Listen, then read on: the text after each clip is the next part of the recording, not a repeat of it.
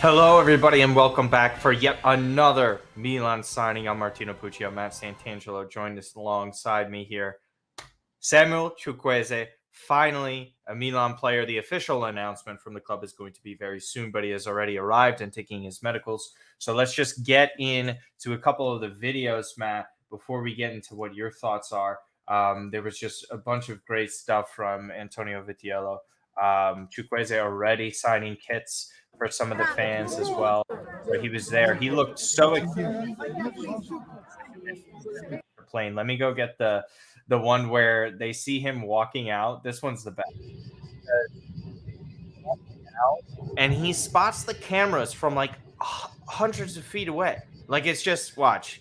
He comes around the bend right here.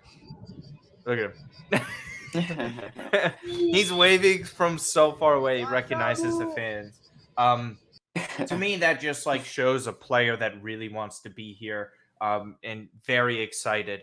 So let's get into some of the details. Milan signed Samuel Chukwueze. This is the best right winger that they've had in a very long time, dare I say, or right winger for over a decade, in my opinion. Overall talent, production. So, what are your initial thoughts of Milan signing him? I'm ecstatic. This is the signing we've needed in this department for a while now. We've been yelling for this deal to happen. If sure enough, we have our right winger that can make the impact. According to all the reports, the fee is going to be 20 million plus 8 million in bonuses. The wages are going to be between 3 to 3.5 million with the contract until 2028. This is a player that produced quite a bit for Villarreal. He had some defining moments last year against Real Madrid, where he had a brace and he had his moments in the Champions League as well. This is the direct, pacey, explosive winger that Milan have needed on the right side to complement Rafael Leao, and this deal is getting done, and the Milan revamp of the attack continues. Yeah, there's really not much left to say about how easily he's going to be a massive, upgrade over guys like Junior Macias and Alexis Salamakers. All due respect to the both of them, but just overall, it's just really just a breath of fresh air about this. Because again, he is that type of progressive modern ball carrier that really likes to attack and get after guys. He's a natural left footer, by the way, as well. So you don't really kind of have to worry about him being inverted because that's sort of the case with Christian Pulisic. That some people are trying to get, and I'm not saying they're trying to, but they are potentially turned off by the idea of that. Now this stumps everything. And I have to be honest with you. We talked about it with Badir. We talked about this new ownership and management. And I said it the second Maldini got sacked, and you and I were both trying to tell Milanisti it's okay to think like this, but they deserve the full support. Maybe a little bit of a slow start right after the Tonali signing, but man, it just feels like every 3 to 4 days they're closing in on signings. They're really making big advancements as far as these things go. Because at the end of the day, right now, I think a lot of fans did not anticipate someone like Christian Pulisic, Noah Okafor, Tijani Reinders, and all these other signings to come in on top of the fact of that you're getting Samuel Chukwueze. That just puts to bed all of the rumors and stupid ideas that fans were saying. Ownership isn't going to reinvest the money that was giving to them. The budget of 30 million is so true at the end of the day. All of the signings that they've made right now and add in Loftus-Cheek, like they're exceeding that limit on top of like the other stuff that they're linked with, like the players that are linked to go out, like an Ante Rebic, a Divock Origi, and those rumors are around 67 million euro per player. So just overall, the squad building by management has been fantastic. There's a good amount of turnover, but the main core starting players are there for the most part. You're going to have Rade Krunic assimilate with that. But I just think this just makes everybody so much more dangerous in attack for Milan right now. You do not want to play them. Like it was so much easier to push up as a left back or a left wing back if you're facing Milan because Alexis Salamakers and Junior Macias on the counterattack specifically were not major threats. With this, you have Samuel who's just absolutely absurd in open space. He could dribble in tight spaces as well. His finishing needs a bit of fixing, but again, his progressive carries, if you want to get into the advanced analytics, because you asked me for this beforehand. So I'll just let you look at them. And then again, you just like tell me what you love with this. Sometimes they are a little bit difficult to read, but if you see right here what he does great in, his attacking touches, his progressive passes received as well. So this just means he is closer to goal. He is getting closer and closer, creating more chances, a better finisher. And look, again, some of the players that are similar to him in these categories, these are some of the best players around. Mitoma was arguably the best winger in the Prem last season. I mean, he was just absolutely absurd. We see our guy Rafa there. Loriente, very underrated player. Sassuolo, Bukayo Saka. These are all some of the best wingers in modern football and world football right now. Matt, Milan got him for what really isn't that crazy of a fee, regardless if it's 1 year left on his deal. No, I mean, I think we're starting to see as well too, right? Like as Milan fans, we've seen players leave for free and the outrage behind players walking for free, not getting a transfer fee. But now it's the norm in the sport, right? There's players that are willing to say, I'll just run the contract down and have my say about where I go. And it almost forces the club to say, like, all right, well, we have to sell you now to accommodate you so we get something back from you, especially the clubs that are in those positions financially where they can't afford to let you walk. And Villarreal, look, they're a team they're a good team, but Pau Torres, Nicholas Jackson had the move to Chelsea, and Chukwueze with 1 year left on his contract. These teams aren't equipped to allow specifically La Liga sides as well. Yeah, they're not equipped to allow assets like this to walk scot-free and not get anything in return. So I think that really worked to the benefit of Milan, and you can even say the same thing with Pulisic and some of the other players they courted this summer. So when I look at the numbers that you just kind of threw onto the screen there, Martino, and I have more right here too for you. So, and then I look at the profile of what he offers. He's a hard runner. He's a player that, to your point, likes to get in behind, run into space. He's someone that, in many ways, I think is going to be sort of complementary, but also similar in a sense to Rafael Leao. Like, I think coming up, Rafael Leao was one of those players that we knew was talented, was gifted, was unlike anything else we had in the team from an attacking standpoint. But the frustrations grew when he was a player that tried to maybe do too much, take on too many players, one too many dribbles. I think we're going to get some of that element with Chukwueze, where we're going to see, okay, maybe he's not going for the simple pass or looking to play the 1-2 to like a Giroud or Okafor who could shift right, left, drop into the midfield. Yeah. But I think you almost want the players in the areas of the right wing and left wing department that press the issue, where they'll say, you know what, if I lose the ball, I'm coming at you again. I'm not going to be sort of this pragmatist type player. And I think that's what you get with Chukwueze.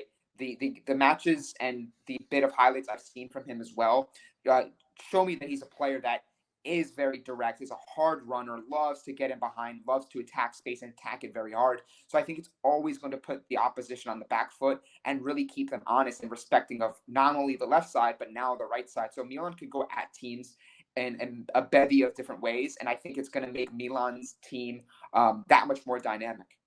Yeah, so just shout out to Scout 7 Calcio, who's been blowing up recently. Again, I mean, he's just totally deserved all of the praise, and the work that he has put out is just phenomenal because of visualization pictures just like this and this graph right here. So basically, all the advanced analytics you just saw from Football Reference are now visualized into this graph. So obviously, in the orange is Junior Macias, as we could tell, and then the blue is Chukwueze. Chukwueze basically has him beat and astronomically in quite a few categories.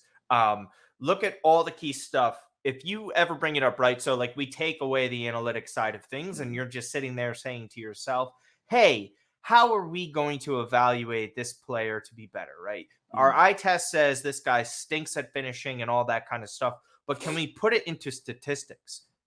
Here you are. This just basically shows everything. And if you don't know some of these things, like shot creating actions or just basically getting yourself open enough to get a shot off. Again, key passes are just passes that are played into the area that allow a chance to potentially happen, which is just progressive carries or within that as well. Successful take-ons. That's something Rafael Leao is. Can you imagine, like, Milan, arguably, this is the best duo winger in the dual winger like setup. The both of them as a duo in Serie A are by far the best now. Like I'm sorry, there isn't a team that has a better. So you would only have to look over to Napoli, right? Who have a winger that's close to Rafael Leao, and that's Cavara. But on the right side, you have Chucky Lozano, and you also have Politano. they're nowhere near as good of players as Chukwueze is. I'm Mhm. sorry, they're just not as talented in the ball progressing areas. The carries into the final third, like he's getting involved in goals. He's scoring. And the fact that like he didn't have a player like Rafael Leao off to the side of him says a Mhm. lot. Nicholas Jackson, very talented, still not the target man Giroud had. And that's just with Macias. We'll just bring it over to Salamakers really quickly. As well. This is just Alexis, very good in the areas that we know he is in. When he's poor in an area, it's glaringly obvious with it. As you can see, carries him to the final third. He's in the 16th percentile. But again, this is something you and I have praised him on, is his work rate, the tackles and the interceptions, the tackles won. I think I want your input on this. The Mhm. level, and we've talked about this, the level in which Salamakers is going to be elevated now as a backup, because he, in my opinion, is one of the better backups in Serie A on the right wing now. Do you agree with that? I would say so. Yeah. I mean, I think it's look, it's pretty obvious. We all know what type of a player Alexis Salamaker is. We all know what he offers, what he doesn't offer at this point. Now he is a young player. He's still very much young. He is growing. He has grown, specifically in the second half of last season, to be a little bit more influential in the final third. But make no mistake about it, he's one of those players that really prides himself off his work rate. Will be tireless runner. He's a player that I think would be the right complementary sub for a guy like Chukwueze, who probably is going to exert himself quite a bit, knowing how much Mm-hmm. he runs, how hard he runs, and how aggressive of a player he is. So you can pull him off in certain games, and you can get Alexis Salamakers to be that player that maybe closes out the game because he offers what he does defensively. So I think that what we've been saying about Alexis Salamakers as not being a primary right wing influential player, but I think now he started could be assuming he stays, of course, right? He's stepping back into a role where I think Milan fans can maybe appreciate him a little bit more and give him a little bit Yes. more credit because they're not holding him to a standard of being this sort of dynamic, prolific, big Goal time scorer. goal scoring and assist man. Yeah. Yeah, Which was just always yeah, silly from the start, because yeah. if you really contextualize Milan's situation at the time, it's the fact that they couldn't afford to go get someone like Chukwueze like No. that, on top of the other issues that they had with the income, the lack of the Champions League, a lack of invested ownership, Hmm. high wage bill. There were so many different factors. That's why he was purchased at Yeah. 3.5 million. Hmm. Milan have, I'm sorry, like say what you want, and some people might disagree with this, but it was a phenomenal deal. It was a phenomenal deal. They got a player that was producing at this level, contributed to a title-winning season, and they paid 27 million less than Juan Iturbe went for to Roma. Yeah. So, and he was a better player. So, I'm sorry. With that, I also have very interesting question here. So, the number in which he's going with as well, Samuel, 21. What are your thoughts? Well, Like that first number for a off, winger? I do. The one thing though I will say, and I think I forgot who mentioned this. I saw this come across my timeline. Pretty much saying, well, look, there's going to be a lot of players that leave. So let's say Adli leaves and Seven's there. Is Chukwueze someone that might pick the number 7 jersey? He can't get it now because it's occupied. But I think we all he can't change until 6 months in, and the same jersey can't be well, reissued after a Serie A match is played. That's why Zlatan was number 21 when he first arrived. You yeah. remember that? Well, no, that I understand. But like Yeah, yeah, yeah. technically, like if he doesn't appear in a game, a Serie Exactly. A game, Yes. he could technically wait, and we might get a number switch at some point. So, like, I think if you're someone who is in the market for a Chukwueze jersey and you're absolutely buzzing about adding this to your collection, I probably would say wait a little bit until we see what the actual number is revealed in like the content and what the players wearing and maybe some of the preseason friendlies that we have coming up. I think we have one um, against Juventus, and then we have another one I think against Barcelona on the second, Barcelona and and Vegas. then Yeah. we have one like a week after that. So I would wait, but I'm fine with it. I think the numbers look solid on this. I think just seeing Chukwueze on the back is pretty awesome. Like Dude, it's so Chukwueze is pretty awesome. crazy. Yeah, It's honestly one of the more exciting yeah. signings. Like there's so many to kind of like keep up with in this moment in time, because it's a very huge emotional roller coaster being a Milan fan to begin with. And then the way this whole summer has transpired Yeah. since Zlatan's retirement, just sneaking into the top four, the Maldini sacking, Masada also leaving, Redbird kind of really putting their stamp down, Giorgio Furlani as well, going and giving interviews now. Gotta say, so impressed as a CEO. Literally exceptional choice at this point. To be honest with you, with the way you hear him talk and speak and how he articulates things, you can tell he communicates very well in two different languages. That's something Maldini was also very good at as well. But to just have that kind of background in finance and business and assimilating in the way in which they're doing business, whether or not these players turn out right, we don't know, but we do know that they're doing good business because you saw the comparisons about 2017, right? Because of the amount of players invested, the sales. Like, come on, you and I both know that's bullshit, and that's such an unfair thing to put on this management. Considering one, these deals were much cheaper. Two, they're not paying astronomical wages. And last time I checked, man, I don't think they're giving €1 million to Kolasinic's agent again, where they're not seeing that money come back. Because I know you remember that story. So with all that stuff, this has just been phenomenal business, and this is kind of the topic I wanted to end with and kind of push in this direction because I'm fascinated by the sales side of things, and we've seen the reports essentially say this is the next step for Milan because Peter Lim is not moving on his demand for Yunus Musa. 25 million. Yeah. So yeah, it's Milan's kind of gotten the fixtures in that ballpark. We'll see. I think it's funny because Daniele Longo was like, his sources were basically saying Peter Lim's gonna succumb to the pressure and give in to the price because they're a disaster there and he wants out. But anyways, sales inbound. Torgrud was very animated about this, our good friend. Ante Rebic is basically denying and rejecting deals from Saudi Arabia that would see him get paid €10 million net. Would have been nice money for Milan to come back in. There was also rumors of the club that Steven Gerrard is managing out there that's interested in Divock Origi. That has not transpired. It's been more interest from the Premier League or Turkey. For both of these players, Marco Lazetic out on loan, more than okay with. Fotoballatore has to choose between Bologna and Fulham. Bologna want the loan with option. Fulham are willing to pay the €4 million. And then again, it's Turkey or Torino for Junior Messias. We see and hear all the rumors of these prices and fees. So $4 million for Ballatore, sorry. Then Messias is around that 7 number. Rebic has been rumored around that 7 number. And then again with Divock, it's 8 to 10.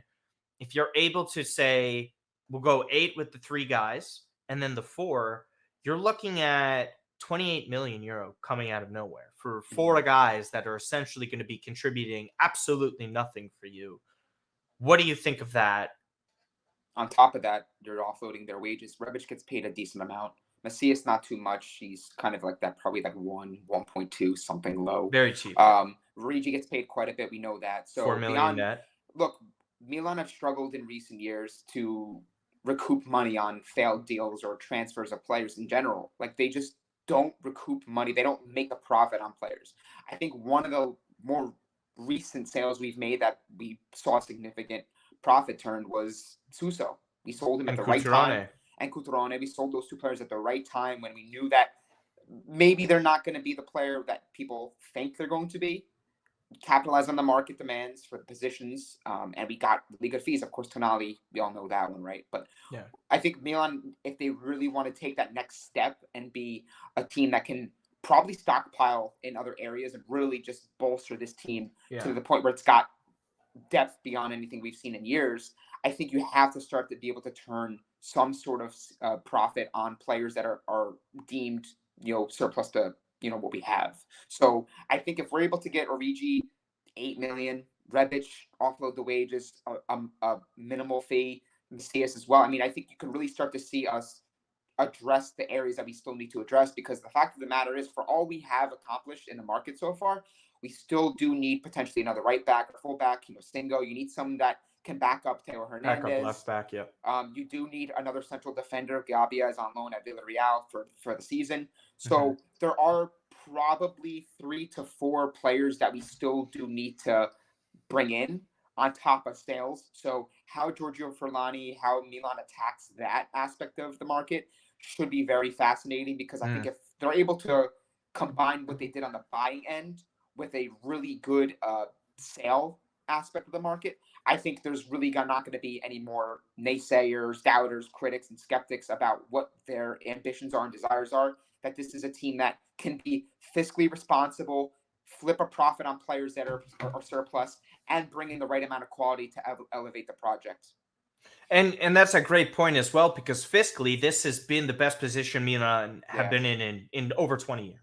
Like, it's actually that insane. If you go listen to Joe Pompolano's podcast as well, he was highlighting the significance in which Christian Pulisic is already bringing to the club. Giorgio Furlani also discussed that with ESPN FC. The amount of money that they're just generating and getting just from Pulisic alone is insane. Then they're one of the biggest brands in the world. And on top of it, they turn good business. These deals are a lot better when you're talking about the Puma deals, the t-shirt deals, all the sponsorship deals are all increased now. The final missing chess piece move is the stadium, which is completely out of people's hands at this point in that country. We've seen there's been bigger rumors on the Italian side of things. I'm really trying hard to read more stuff, but I don't know what accounts are reliable, because Italians are bizarre with their profile pictures. You don't know what's legit, what's not. But they have like 30,000 followers, and you're like, I guess there's some legitimacy to it. But either way, end with this real quick. CDK. This has been a big topic of conversation. We saw him play a little bit more as a mezzala, a number 10, if you will, as well. It really kind of fluctuated in that formation with Real Madrid. Some good things and then some old Charles. But if you thought anything was going to change within the first preseason match after the season he just had, shame on you for thinking that's going to change so quickly. I will say this. I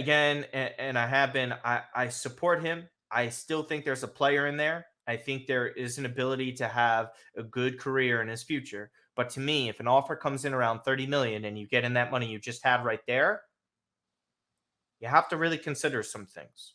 You have to consider it. I'm okay, again, for the final time. Either way, if he stays, I'm cool with it. I hope it works out. If not, I hope they get their money back or they get a good amount to recoup. With that, you're still on board with him staying, though, right? I'm welcome to having him stay for all the reasons that you just mentioned, because I think there's still a player in there. We haven't really gotten a glimpse of what he can offer. Mind you, he was brought in, I think, in the first week or maybe like August 2nd. August 10th, because my cousin Joey was talking about this. So 10th. Shout out, Joe. So he didn't really have much time to assimilate and kind of settle into the team, the country, the culture, and everything. And then there was the expectation of being this sort of immediate impact difference maker. I think if you're making him one of the guys this year now, because I think you look around the attack, right? You look how many options that we have and luxuries that we have now that we didn't have in previous years.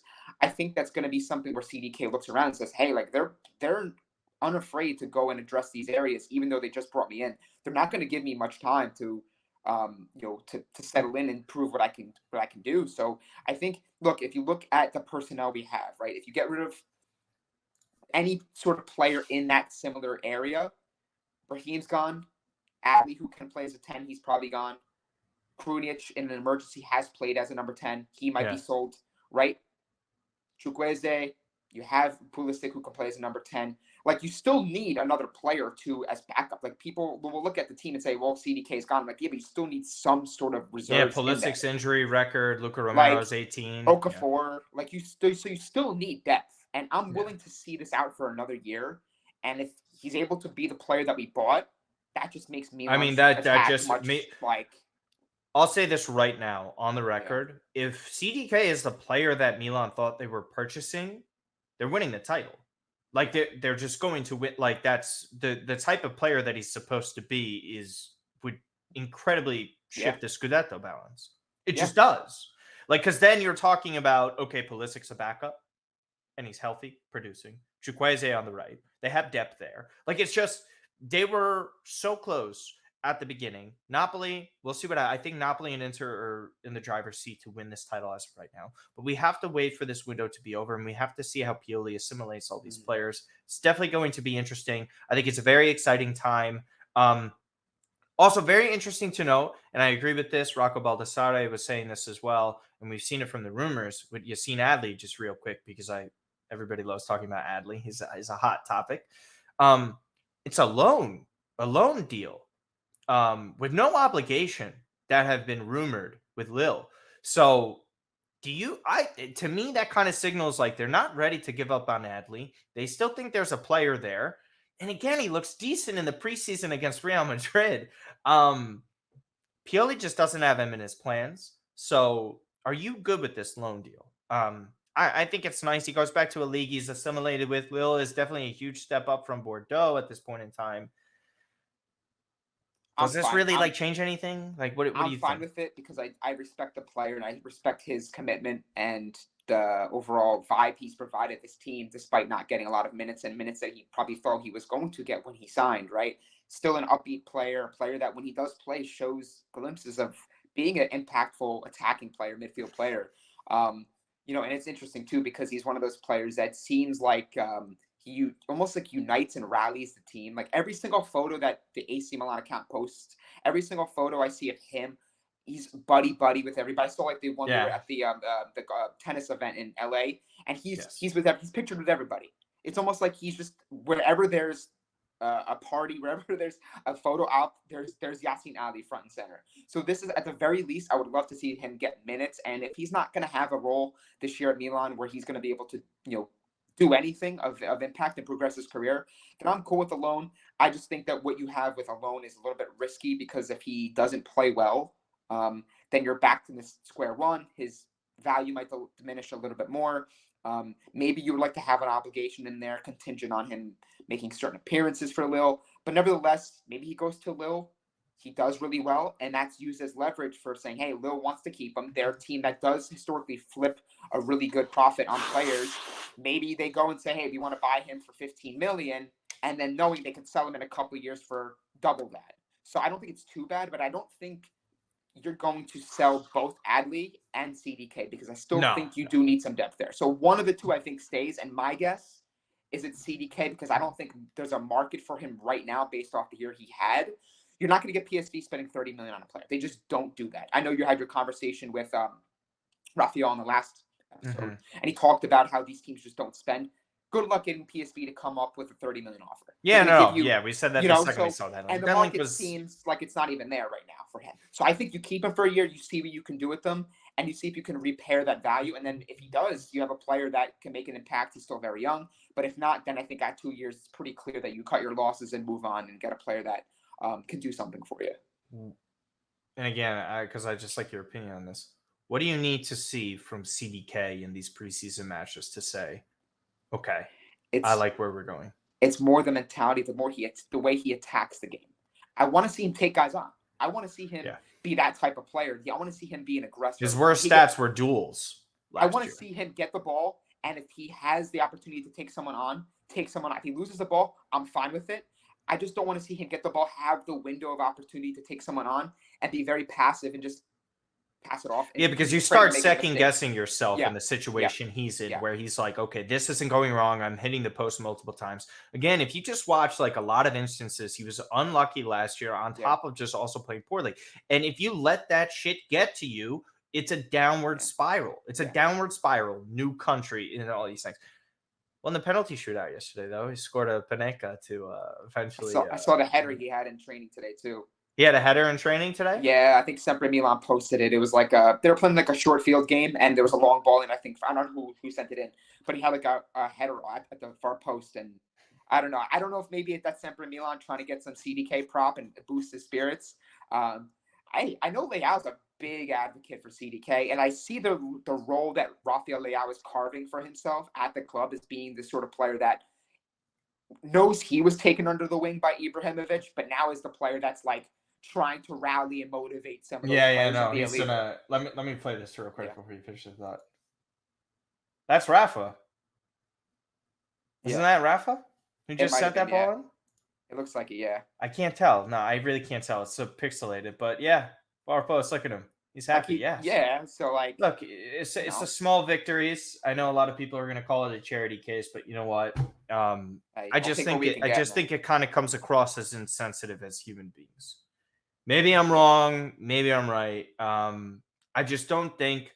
I don't think it helps the kid. How does it help anybody? And he's a kid. He's 21. You know, like it's just to me to kind of just view a kid like that is just very harsh. But yeah, Very exciting. Milan looked good in their friendly against Mhm. Real Madrid. They play Juventus tomorrow, Thursday, 10:30 p.m. Eastern Standard Time. Hopefully, that would be a great beatdown of them. Matt, anything else that you want to plug before we head on out? Yep. Follow me on Twitter at Matt_Santangelo. Shout out to Display Pro. Obviously, go giving them the love there for displaying my lovely Kaká and Ronaldinho jerseys. Go check them out. Get some cases for yourself. Hang up those lovely jerseys you have. And yeah, follow me on Twitter again. I have some articles coming out for Football Italia, Milan Reports. So a lot of stuff coming your way. Yep, I also have a deal with Display Pro Shop. This is the first time I've been able to mention it. We put up the Tonali one up here because why else would we be wearing it this upcoming season? But shout out to Stephen K. Moore. Also been out for TSN, I believe, or TLN Yeah, he did a for good the interview with Canadian networks. Pulisic Had a great job for and Christian Romero. Pulisic question. It was actually an intriguing one about adapting to the culture of Serie A. So shout out to Stephen. Go and get one of these. I think these are actually fantastic.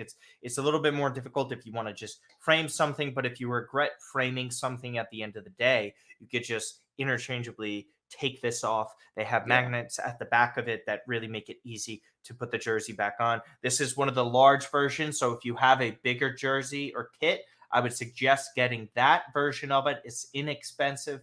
And if not, if you want to get it for one of your kids or something like that, and they are wearing a smaller jersey, go and get that. They have the options on there. The link will be in the description. Please like, subscribe, comment your thoughts on Samuel Chukwueze finally joining Milan, how you think he will be doing as far as goals and assist work this coming season. Other than that, we appreciate you guys so much for everything that you do. Follow us on Twitter as well at man_Santangelo, at Martino Puccio. Other than that, see you later.